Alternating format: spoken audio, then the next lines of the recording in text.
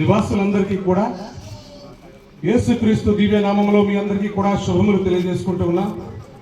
ఈ మధ్యాహ్న కాల సమయంలో మిమ్మల్ని ప్రేమించి, మీ గ్రామాన్ని ప్రేమించి ప్రభు అప్పగించిన గొప్ప బాధ్యతను మీతో పంచుకోవాలని, ఆయన మన కొరకు చేసినటువంటి గొప్ప త్యాగాన్ని మీతో పంచుకోవాలని, మీ సహోదరులుగా, మీ తోడబుట్టిన వారిగా మిమ్మల్ని ప్రేమించి మీ ప్రాంతానికి వచ్చి సువార్తను అందిస్తా ఉన్నాం.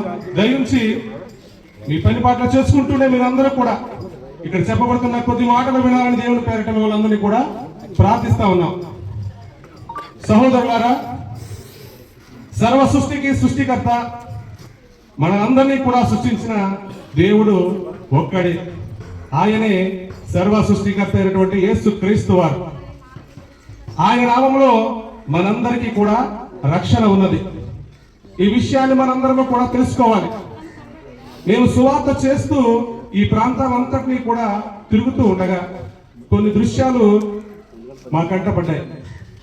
ఒక సహోదరి బట్టలు ఉతుకుతూ కనిపించింది, ఇంకొక సహోదరుడు స్నానం చేస్తూ కనిపించాడు. ఒకసారి మనం ఆ విషయాన్ని కూలంకషంగా ఆలోచించినట్లయితే, బట్టలు అనగా దుస్తులు దేనికోసం ఉంటాయి? మన శరీరానికి రక్షణ ఇవ్వడం కోసం. ఎండ నుండి, వాన నుండి, దుమ్ము ధూళి నుండి ఈ దేహాన్ని కాపాడడం కోసం దుస్తులు మనం వేసుకుంటాం. ఆ దుస్తులకు పట్టినటువంటి మురికిని శుభ్రం చేస్తూ ఆ సహోదరి కనిపించింది. ఇంకొక చోట సహోదరుడు స్నానం చేస్తూ సబ్బుతో తన దేహాన్ని రుద్దుతా ఉన్నాడు. ఆ దేహానికి పట్టినటువంటి మురికిని శుభ్రం చేసుకుంటూ అతను నాకు కనిపించడం జరిగింది. ఆ సమయంలో ఒక్కసారి మనం ఆలోచించాల్సిన మరొక విషయం ఏంటంటే, కేవలము తాత్కాలికమైనటువంటి ఈ జీవితం కోసం, ఈ దేహం కోసం, దానికి పట్టినటువంటి మురికిని శుభ్రం చేయడం కోసం మనం ఎంతో కష్టపడుతూ ఉన్నాం. దుస్తులు శుభ్రం చేసుకుంటూ ఉన్నాం, ఈ దేహాన్ని శుభ్రం చేసుకుంటూ ఉన్నాం. కానీ ఈ దేహాన్ని ఇచ్చి, ఈ దేహాన్ని నడిపించి ఆత్మస్వరూపి అయిన దేవుడు మన హృదయాల్లో ఉన్నాడు. ఆ హృదయాలను మనం బాగు చేసుకోవాలి, ఆ హృదయాన్ని పరిశుద్ధపరచుకోవాలని మనం ఎవరిలో కూడా ఆలోచించడం లేదు. దేవుడు ఇప్పుడు కూడా మన పై రూపాన్ని చూడడు, దేవుడు మన హృదయాలను చూస్తాడు. కాబట్టి మన హృదయాలను మనం పరిశుద్ధతగా కలిగించుకొని ఉండాలి, పరిశుభ్రత చేసుకోవాలి. హృదయానికి పరిశుద్ధత ఎలా వస్తుంది? హృదయానికి పరిశుద్ధత కేవలము మనము ఆ పరిశుద్ధాత్మ దేవుణ్ణి ఆరాధిస్తూ, ఆయన ఎవరో తెలుసుకొని ఆయన వెంబడిస్తూ ఆయన మాట చొప్పున మనందరము కూడా జీవిస్తే ఖచ్చితంగా మన హృదయాలు పరిశుద్ధత కలుగుతాయి, మన జీవితాలు పరిశుద్ధత కలిగి ఆ పరిశుద్ధాత్మ దేవునికి మనందరము కూడా ఇష్టలుగా ఉంటాము. అప్పుడే ఈ జీవితానికి నిజమైన మోక్షం. ఈ భూమి మీద ఉండే అతి కొద్ది కాలం, ఈ భూమి మీద ఉండే అతి కొద్ది కాలం 60-70 సంవత్సరాలు ఆయుష్ బాగుంటే ఇంకొక 10 సంవత్సరాలు 80 ఏళ్ళు మనం ఈ భూమి మీద బ్రతుకుతామేమో. కానీ నిత్య జీవము ఆ పరిశుద్ధాత్మ దేవుని యొద్ద ఉంది అన్న విషయాన్ని మనం తెలుసుకోవాలి. చాలా మంది అడుగుతూ ఉంటారు, ఈ భూమి మీద ఉన్నంత వరకు మనం ఎంజాయ్ చేయాలి, ఈ భూమి మీద ఉన్నంత వరకు కూడా మనం సంతోషంగా జీవించాలి, చనిపోయిన తర్వాత ఏం జరుగుతుందో మనకేం తెలుసు. కానీ చనిపోయిన తర్వాత కూడా నీకు ఒక మంచి జీవితం ఉంది. ఈ భూమి మీదే కాదు, ఈ భూమి మీద నీకు ఎటువంటి అవసరాలు కావాలో అవన్నీ కూడా దేవునికి ముందే తెలుసు. వాటిని నీకు అడగగానే, ఆయన విశ్వసించిన అడగగానే ఇవ్వడానికి ఆయన సిద్ధంగా ఉన్నారు.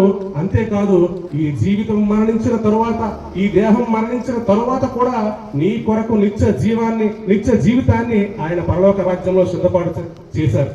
నువ్వు ఆయన నమ్మి విశ్వసించి ఆయన వెంబడించినట్లయితే నీకు నిత్య జీవం అక్కడ ఉంది. ఆయన మన కొరకు ప్రాణం పెట్టి మన కొరకు శిక్షను అనుభవించి మన పాపాన్ని కడగడం కోసం తన స్వరక్తాన్ని ఇచ్చి మనల్ని పరిశుద్ధులుగా చేయడం కోసం ఆయన ఎంతో శిక్షను అనుభవించారు. మరణాన్ని ఆయన స్వీకరించి దాని మీద విజయాన్ని పొంది ఆయన పరలోకానికి ఆరోహణ అయ్యాడు. తిరిగి త్వరలో రాబోతా ఉన్నాడు. వచ్చేటప్పుడు మనమందరము కూడా ఆయన కొరకు సిద్ధపాటు కలిగి ఉండాలి. సిద్ధపాటు అనగా మనం ఆయనతో పాటు వెళ్ళడానికి సిద్ధంగా ఉండాలి, ఆయన వలె జీవించడానికి సిద్ధంగా ఉండాలి. ఆయనలా జీవించడానికి మనం కనీసం ప్రయత్నమైనా చేయాలి. ఆ ప్రయత్నంలో మనమందరము కూడా ముందుకు సాగితే ఖచ్చితంగా ఆయనకు ఇష్టలుగా ఉంటాం. ఆయనకు ఇష్టలుగా లేని వారు ఎవరు కూడా పరలోక రాజ్యంలో స్థానం సంపాదించలేరు. కాబట్టి ప్రతి బిడ్డ కూడా, ఆయన మన తండ్రి కాబట్టి ప్రతి బిడ్డ కూడా తండ్రికి ఇష్టడై జీవించడానికి ప్రయత్నం చేయాలి. బిడ్డలు తల్లిదండ్రులకు చెప్పినట్టుగా జీవిస్తే తల్లిదండ్రులు ఎంతో సంతోషిస్తారు.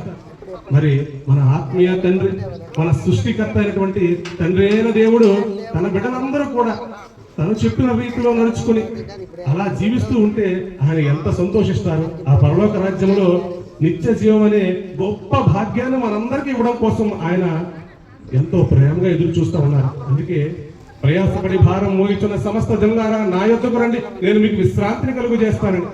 విశ్రాంతి అంటే మనం కేవలం తిని పడుకొని రెస్ట్ తీసుకోవడం కాదండి. అక్కడ సంతోషకరమైన సమయం, ఆయనతో గడిపే ఒక అవకాశం, ఆయనతో సంతోషంగా తండ్రి అయిన దేవునితో సంతోషంగా జీవించే గొప్ప భాగ్యాన్ని నేను మీకు ఇస్తాను. నా యొద్ద మీకు కావలసిన సర్వ సంతోషము ఉంది, వాటన్నిటికీ ఇవ్వడానికి నేను సిద్ధంగా ఉన్నాను, మీరు నన్ను వెంబడించండి అని ఆయన చెప్తా ఉన్నారు. ప్రియమైన సహోదరులారా, ఈ ప్రాంత వాసులారా, దయించి మీరందరూ కూడా నా మాటలు ఒకసారి వినండి. సర్వ సృష్టికర్త ఎవరు? మనల్ని నడిపిస్తున్న దేవుడు ఎవరు? మన కొరకు ప్రాణం పెట్టిన దేవుడు ఎవరు?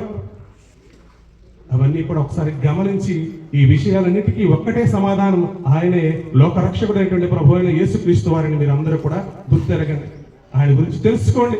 ఇదిగో ఈ ప్రాంతంలో సేవ చేస్తున్నటువంటి సేవకులు, సేవకురాలు ఉన్నారు. దేవుని యొక్క మందిరం ఉంది. ఆ ప్రాంతానికి వెళ్ళి దేవుని గురించి తెలుసుకోండి. దేవుని తెలుసుకోవడం అంటే మీరు మతం మారడమేమో, కులం మారడమేమో అని చాలా మంది మీరు అందరూ కన్ఫ్యూజ్ అవ్వచ్చు. కానీ దేవుడు అనేది ఆత్మకు సంబంధించిన విషయం, మనసుకు సంబంధించినటువంటి విషయం. కాబట్టి మీరు మన మనస్సులో ఆయన తెలుసుకొని ఆయన అంగీకరించినట్లయితే ఖచ్చితంగా మీరు అందరూ కూడా మా వలె ఆయన బిడ్డలవుతారు. అప్పుడు మీ అందరికీ కూడా నిత్య సంతోషము, నిత్య జీవము మీకు కలుగుతుంది. ఈ మాటలు వింటూ చాలా మంది మీ ఇళ్లలో వింటూ ఉన్నట్టు గమనిస్తున్నాం. నాకైతే అనిపిస్తా ఉంది. దయించి మీరెవరు కూడా సిగ్గుపడదు. మీరున్న చోటనే ఆయన్ని అంగీకరించి ఒక క్షణం ప్రార్థన చేయండి. ఆయన యొద్ద మీ యొక్క అవసరాలన్నీ కూడా తీరే గొప్ప ఆశీర్వాదం ఉంది. మీరు మోకాల నుంచి ప్రార్థన చేయండి, ఆయన అంగీకరించండి. నీకు రోగం ఉన్నదా, ఆయన వెంటనే స్వస్థపరుస్తారు. నీకు అవసరం ఉన్నదా, ఆయన తీర్చడానికి సిద్ధంగా ఉన్నారు. నీకు ఎటువంటి సమస్య ఉందా, దానికి పరిష్కారం ఆయన యొద్ద ఉంది. దయించి ప్రాంత వాసులందరూ కూడా యేసుక్రీస్తు నామాన్ని అంగీకరించి ఆయన రక్షణలో మీరందరూ కూడా ఆయన బిడ్డల్లా జీవించాలని, ఆయన అంగీకరించి ఆయన అనుసరించాలని వాళ్ళందరినీ కూడా ప్రేమపూర్వకంగా కోరుకుంటూ వాళ్ళందరినీ కూడా ప్రభువైన యేసుక్రీస్తు వారు దీవించును గాక, ఆయన నామంలో మీ అందరికీ కూడా రక్షణ లభించును గాక అని నేను తెలియజేస్తూ నా మాటలు ముగిస్తా ఉన్నాను. ఒక చిన్న ప్రార్థనతో చేసుకుందాం. ప్రియ పరలోకపు తండ్రి, సజీవుడైన దేవ, మీ ఘనమైన నామాన్ని ప్రభా మేము స్తుతిస్తూ ఆరాధిస్తూ ఉన్నాం. ప్రభా ఈ ప్రాంత వాసులందరినీ కూడా ప్రభా మీరు దీవించండి, ఆశీర్వదించండి. వారి పని పాటలు దీవించండి, వారి పాడి పంటలు దీవించండి ప్రభా. వారి బిడ్డలను దీవించండి, పెద్దలను దీవించండి. మంచి ఆరోగ్యంతో ప్రభా వారందరినీ కూడా నింపండి ప్రభా. బిడ్డలకు కావాల్సిన మంచి ఆరోగ్యము, జ్ఞానము, తెలివి ప్రభా, చదువులో మంచి అభివృద్ధి ప్రభా దయచేయండి ప్రభా. మీకు స్తోత్రాలు. ప్రతి ఒక్కరు కూడా